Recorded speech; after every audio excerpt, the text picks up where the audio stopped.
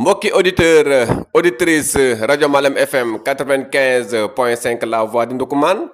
ak suñu mbokk internautes yi nga xam ne nii yéen a ñu suivre ci page YouTube Malem FM TV ak page Facebook Malem FM tey nag suñu reportage du jour ñi ngi ko amalee ci inspection bu l'éducation et de la formation bu Malem Hodar maanaam muy bànqaas bi nga xam ne nii moom moo jiite njàng ak njàngale fii ci département bu Malem Hodar ginnaaw bi ñu fa yegsee nag am nañu waxtaan wu yaatu bi nga xam ne nii seq nañ ko ak inspecteur Yaya Samb di inspecteur de l'éducation de la formation bu Malem Hodar ñëw na ci li nga xam ne nii moom mooy présenter inspection bi. maa ngi tudd Yaya Samb man may jiite jàng mi ak jàngale bi ci département bu Malem Hodar. man nañu defar rek brève présentation bu IEF bi. voilà jërëjëf ñu ngi ci inspection de l'éducation et de la formation bu Malem Hodar inspection bi nga xamante ne ci création région bu Kaffrine lañ ko créé en 2008 à l'image des chefs de Koungheul, Kaffrine et Birkelane. Depuis bi ñu ko créé ba léegi ñu ngi am 101 écoles élémentaires dont une école privée catholique au niveau de Douanga dans la zone de Pafa. juróomi ñaari collège d'enseignement moyen ak ñaari lycée yu yore cycle moyen donc si lycée à cycle long mooy lycée bu Malem Hodar ak lycée bu Dioum ci école yooyu ci jëmale jàngum diine ak alquran am nañu fukk ak juróom-benn école franco-arabe xëy na ñu ngi jëm sax ci fukk ak juróom-ñaar puisque am na école bu ñu créé ren mooy école Fass Mambamba fas yéene ko transformé en école franco-arabe sur la demande des populations. amoon nañu ñaar fukk ak ñaar daara moderne mais dans le cadre de la mise en œuvre du projet d'amélioration des performances éducatives mooy le PAPS am nañu ñaari fukk ak benn daara pour ñu màggale daara moderne département donc ci wàllum gestion de proximité de la circonscription donc boo waxee IEF Malem Hodar inspection de l'éducation de la formation Malem Hodar ñu ngi am ñeenti zone pédagogique ñu tuddee leen ay district bu nekk am na suñu benn naataango bi ko jiite mooy inspecteur chef de district. ñu am ci ñeent inspecteur chef de district. le district de Ndiobène Dioum suñuy collègue inspecteur Biram Faye moom moo ko jiite moom ren la ñëw. ñu am le district Dianké Suuf ci arrondissement bu Sagna inspecteur Cissé jiite ko. am au niveau nord du département le district de Darou Minam inspecteur Faye Amad Faye jiite ko. ñeenteel district bi mooy le district de Malem Sagna boobu bi nga xamante ne inspecteur bu Fatish Baye Diagne moo ko jiite. ci district yooyu district bu nekk dafa am ay gestion de proximité des écoles écoles yi la ñu regroupé en collectif des directeurs d'école ñu am ci juróom-ñeent collectif des directeurs d'école yi nga xamante ne collègue bu nekk directeur moo ko jiite en qualité de coordonnateur ou de responsable donc daanaka noonu la circonscription bi constitué wu en termes de découpage pédagogique. ginnaaw bi ñu noppee ci entretien boobu jox nañ kàddu gi li nga xam ni moom mooy les 4 inspecteurs adjoints di ñaari inspecteur Faye yi di inspecteur Cissé ak inspecteur Diagne ñoom it ñëw nañ ku si nekk ci li nga xam ne ni moom mooy sa présentation district ku ne xam ne ni inspection de l'éducation et de la formation Malem Hodar dañ ko séddale par district ñoom ñëpp nag ñëw nañ ci li nga xam ne moom mooy seen district waaye ñëw nañ ci li nga xam ne ni moom lañ leen dénk ngir ñu mën a jàppale inspecteur ci liggéey bi ñoom lii la ñu yëkkati. Bon, man, c'est l'inspecteur Amath Faye, point focal du projet PAM, ICB de Darou Minam 2, et chargé de la gestion pédagogique et des évaluations du bureau. Donc, chargé du bureau, gestion des évaluations, gestion pédagogique et des évaluations. 901 année, donc je viens donc de la FASTEF. Man maay inspecteur chef du district Ndioum Ndiobène. waaw. waaw maa ngi leen di bu baax a baax ci occasion bi. di gërëm ñëpp quoi sant ñëpp te accueil bi ñu ma defal. yóbbalal ma sama adaptation bu baax a baax. may ñaan daal waa Malem Hodar yëpp. ñu ñaanal ma. parce que mission éducative ñu am fii mën a am njëriñ ci département bi. Oumar Cissé, inspecteur de l'enseignement élémentaire, chef de district Ndianké Souf, yor aussi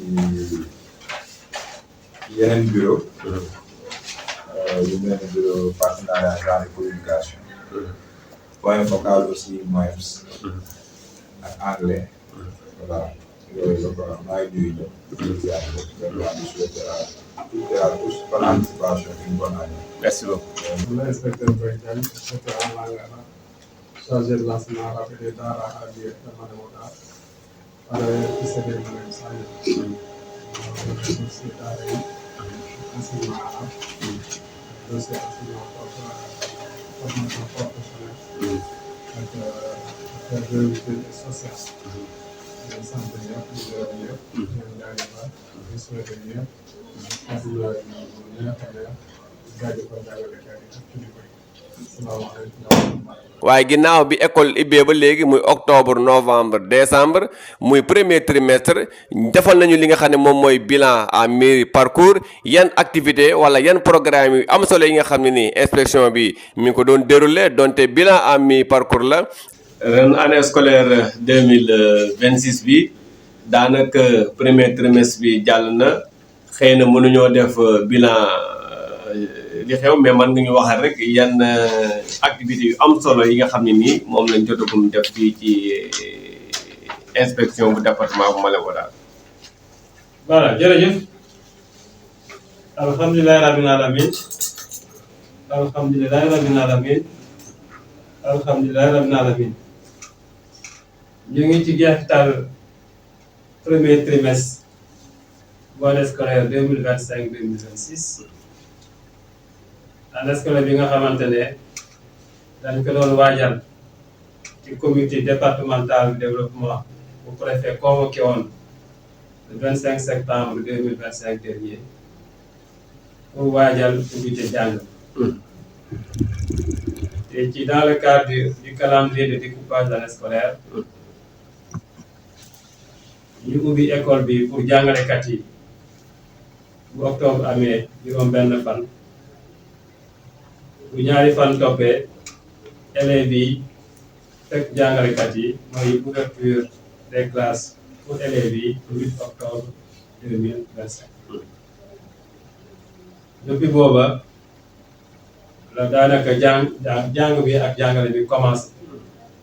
ci école yi moo xam ci structure tout temps yi préscolaire élémentaire moyen ba ci secondaire donc jàngalekat yi à la date du 6 octobre ñëw nañu répondre nañu présent à plus de 98% te tamit taux de présence boobu la ñu observé pour li nga xamante ne moo jëm ci xale yi naam en début d'année ak nawet bi ak liggéey tool yi xale yu bëri dañu desoon ci kër yi mais bu école bi ouverture bi demee pratiquement fukki fan daanaka effectif bi moom gis nañu ko ci classe bi ñu doxal jàng mi ak jàngale bi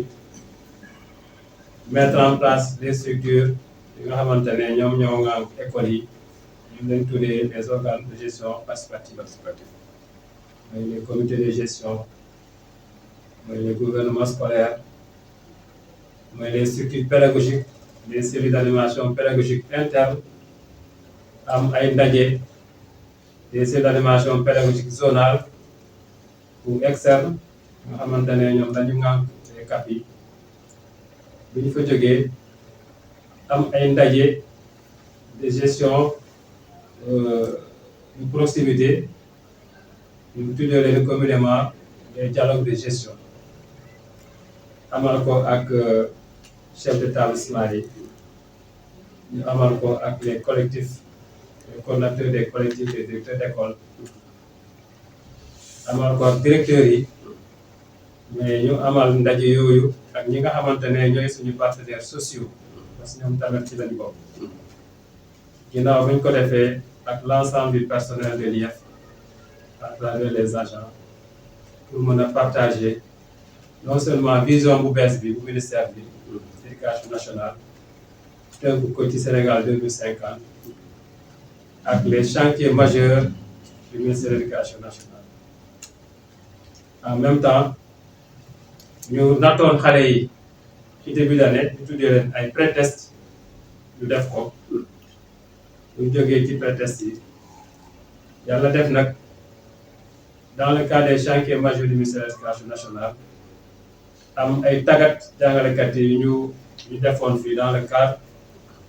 du modèle harmonisé de l'enseignement bilingue au Sénégal am rencontre équipe technique locale xamante ne juróom inspecteur ñoo ko composé ak juróom directeur d'école formateur bu ñu leen tàggatee ba pare ñu tàggat directeur encadreur yi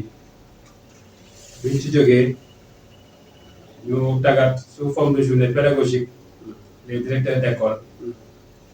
bu ñu jógee ci formation boobu sous forme de journée pédagogique ñu ñëw ci enseignants yi yore classe de CP ñu mujjee daanaka pratiquement en fin novembre ci jàngalekat yu yor les classes de CI daanaka formation yooyu ñoo occupé woon la plus grande partie du temps ci premier trimestre bi dans le cadre de la mise en œuvre des chantiers du ministère de l'éducation. ku ne xam ne ni inspection nag am na yeneen agents yi nga xam ne ni ñi ngi jàpp ci liggéey bi bokk na ci bureau secrétariat te ki nga xam ne ni moom mooy ñaari njóobeen ni jiite ko ki nga xam ne nag moom lañ tàllal suñu micro mooy madame Diop ne Awa Touré yëkkati na kàddu yu am solo ñëw ci solos gi nga xam ne ni secrétariat am na ko dafa nekk bureau bi nga xam ne ni képp kuy dugg fa lay jaar kuy déposer dossier fa lay jaar moom Awa Touré kàddu yi la yëkkati. bonjour maa ngi leen di nuyu ñëpp seen tur seen sant di nuyu jiital suñu IEF bi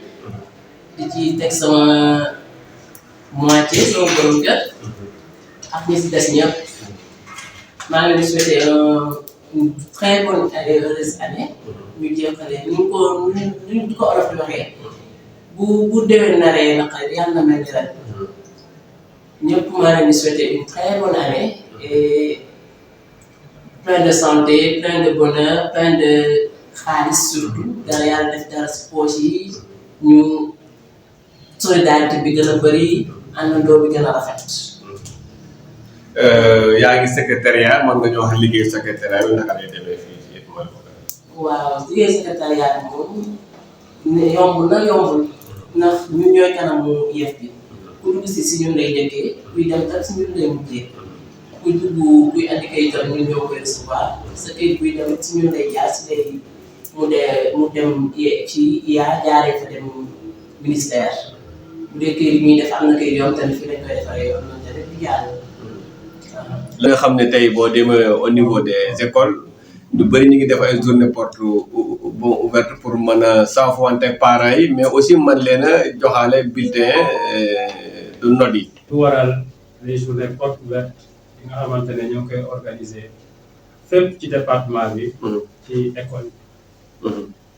waxoon naa la ci mise en œuvre des chantiers du ministère de l'éducation nationale mooy le MOEPS. beneen chantier bi mooy la nouvelle initiative pour la transformation humaine de l'éducation yow mii yaa nekk point focal yi nga xamante ne defar nit rek la jublu soppi jikko yi defar jikko yi ak def de telle sorte que ñu former ay citoyens responsables à travers donc la restauration des symboles de la République ak ay activités de systématisation de la levée des couleurs. Je pense que yaa ma ko gën a xam parce que yow yaa koy organiser comme trimestre bi day jeex trimestre bu nekk dañu njëkkoon nat xale yi ba pare ñu dérouler les enseignements apprentissages donc bu trimestre bi jeexee ci gestion le cycle de gestion des apprentissages dafa am lu ñuy tudd évaluation de fin de trimestre. Évaluation boobu dafa bokk ci mise en œuvre des progressions harmonisées et des évaluations standardisées phares loolu moo tax depuis fan yi passé ñu organiser woon ay évaluations standardisées ay épreuves yu jógee IA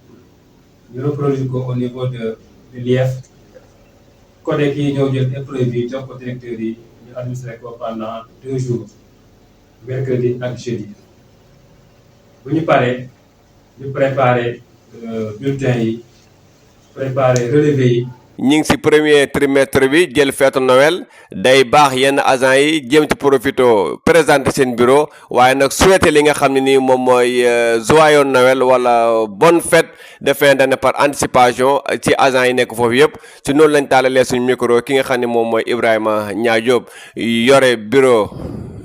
communication bu IEF Malem Hodar ak ki nga xam ne mooy Sohaibou Diallo yore petite enfance foofu noonu ci inspection de l'éducation et de la formation bu Malem Hodar. IEF bu Malem Hodar comme ni ma la ko waxee si njëlbeen man maa nekk chargé de communication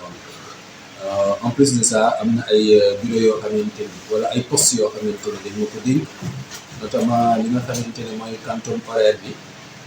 mooy li nga xamante ni moom la ñuy xayma ci waxtu. ci njàng mi ak njàngale mi ci biir école yi ci département bi tamit mën lañ ko dégg bu weesoo loolu li ngay xamante ni chaque mois weer bu nekk jàngalekat yi dañuy daje di ci waxtaan ci mbirum yokk seen xam-xam ci njàngale muy cellule d'animation pédagogique yi tamit loolu ci IEF bu Malem Hodar man maa ko yelloo li nga xamante ni tamit mooy comité de gestion école parce que dara réeréwul mbir ne léegi école bi école communauté bi la donc ci communauté bi nga lépp bi di bàyyee ko muy gestion de l'école donc comité de gestion école yi tamit c'est un poste boo xamante ni man maa ko gérer fii si IEF Malem Hodar si tënk daal mën naa wax ne yooyu mën lañ ko jagleel fii ci IEF bu Malem Hodar. léegi petite enfance laay gérer maanaam école yi nga xam ne nii école tout temps yi mooy CTP yi école maternelle yeeg école privée yi scolaire voilà ak beneen partie bi muy les classes préparatoires et aussi si man maa leen di gérer ak tout ce qui est matériel comme livre yeeg kay yeeg yenn affaire matériel kii yëpp aussi man maa koy gérer waaw waaye ginnaaw bi mu jeexalee nag ñëw na ci li nga xam ne nii message bu am solo mi ngi koy lancé parents yi élèves yi jàngalekat yi ginnaaw bi ñu jàngalee ñetti weer jël li nga xam ne nii moom mooy vacances premier trimestre muy fête de Noël kon inspecteur Yaya Samb lii lañ seq ak moom. tey nag comme bés bi nga xamante ne ci découpage calendrier scolaire tey la xale yi jël vacances du 23 décembre 2025. ñu war a dellu si le 5 janvier 2026 ñu organiser ay journée pédagogique ay journée porte ouverte nga xamante ne dañu ubbi école bi parents d'élèves yi partenaires yi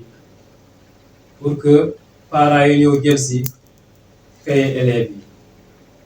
occasion la pour jàngalekat yi ñu mën a partager les résultats des élèves à chacun des parents d'élèves pour wax leen ne xale bi fii mooy jafe-jafe woon fii lañ ko war a encadrer fii lañ ko war a taxaw donc journée yooyu ñu ngi koy wéyal ci département bi am na sama benn agence sax bi fa jógee léegi jël si kaye doomam message bu ñu mën a lancer xale yi mooy ginnaaw bu ñu jaajëfalee jàngalekat yi parce que jàngale moom lu am solo la comme ni ñu ko faral di waxee c'est un métier très noble dawal nañu ñetti weer am moment bi nga xamante ne xale yi dañu noppalu ak seen jàngalekat li ñu leen mën a wax mooy ñaanal leen ñu passé ay vacances yu neex ñu passé vacances ci jàmm ñu war a tukki wala voyager pour dem seeti seen mbokk yi seen parents yi seen waajur yi ñu fekk leen ci jàmm bu vacances yi jeexee ñu ñibbisi ci jàmm ci seen école mën a continuer jàng pour dem seeti seen mbokk yi seen parents yi seen waajur yi ñu fekk leen ci jàmm bu vacances yi jeexee ñu ñibbisi ci jàmm ci seen école mën a continuer jàng di leen wax ne naam ci vacances la ñu nekk mais bu ñuy noppalu tuuti ñu xalaat ne dañu war a dellu école seen jàngalekat yi jox nañu leen ay exercices bu ñu demee ci vacances yi de temps en temps ñu mën a def exercice yooyu seen parents yi jàppale leen pour ñu mën a def exercice yooyu comme ça ñu bañ a fàtte lu ñu jotoon a jàng ci ñetti weer yi passé à l'endroit des enseignants donc ñu ngi leen di rendre un vibrant hommage un repos bien mérité vraiment sonn nañu trop moo tax jël pause dafa baax te autorités yi xam nañu ko moo tax ñu boole leen ak élèves yi may leen vacances à partir d'aujourd'hui jusqu'au 5 janvier 2026 naka noonu pour jàngalekat yi occasion la pour ñu xoolaat seen planification xoolaat nu ñu doon jëflante ak xale yi exploiter les résultats des compositions du premier trimestre pour mën a jubantuwaat seen planification à partir de janvier en tenant compte jafe-jafe élèves yi nga xamante ne gis nañu ko ci premier trimestre yaakaar naa ne bu ñu ko defee dinañu mën a démarrer dans de très bonnes conditions la deuxième tranche de l'année scolaire 2025-2026 mooy le deuxième trimestre pour que véritablement comme on le dit progressivement ñu mën a continuer jàng mi ak jàngale mi et surtout ñu bàyyi xel ñi nga xamante ne ñoom ñoo nekk ci collège yi parce que ñoom daanaka bu ñu jógee ci vacances déjà à partir du 12 janvier 2026 dañu war a def seen deuxième devoir donc dans le cas de la mise en œuvre des phares am na devoir bi nga xamante ne collège bi wala lycée bi moo koy organiser à partir des équipes pédagogiques mais le deuxième devoir est organisé par la cellule pédagogique mixte xamante ne dafa ngànk ay cellules donc au niveau de l'IEF de Malem Hodar à travers le collectif des chefs d'établissement élèves 6e 5e 4e 3e et terminale dañu war a def seen deuxième devoir te devoir boobu moo war a compter par rapport aux évaluations et d'ailleurs bu ñu jógee vacances déjà à partir du 29 classe de terminale yi war nañu commencer seen composition du premier semestre ak les classes de troisième bu ñu ci jógee ñu wàllu waa 6e 5e 4e ak seconde et première donc ni ma ko waxee woon mooy naam dañuy dem vacances mais il faut ñu xalaat ne que bu vacances yi jeexee dañu war a dellu école te mois de janvier mooy mois de composition pour élèves yi nga xamante ne ñoo nekk ci collège ak lycée ñun tamit fii ci rajo Malem FM 95.5 la voix di Ndoukoumane ñu ngi fay jaare rek di leen souhaiter joyeux Noël waaye tamit di leen ñaanal bonne fête de fin d'année par anticipation 2025 bi jeex na 2026 bi fii ak fan la yàlla ñu yàlla mais ñu dugg ci bisimilah rahmaani rahim am ci xéewal baawaan rajo Malem FM man di leen taataan na lépp li nga xam ne rek day xew fii ci département bu Malem Hodar.